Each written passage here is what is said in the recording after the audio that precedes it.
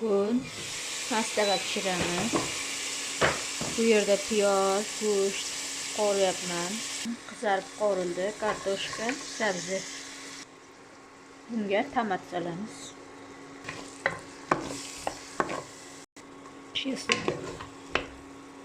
Tuz, suv qo'yamiz. Yana bitta go'shtga 1 soat qaynatamiz. Mana yarim soat qaynab pishdi. Endi bunga guruch soldim. Guruch 2 martalab yuvib olganman.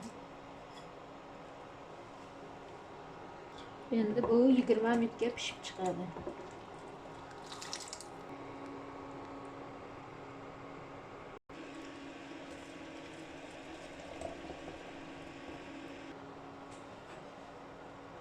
Bismillah.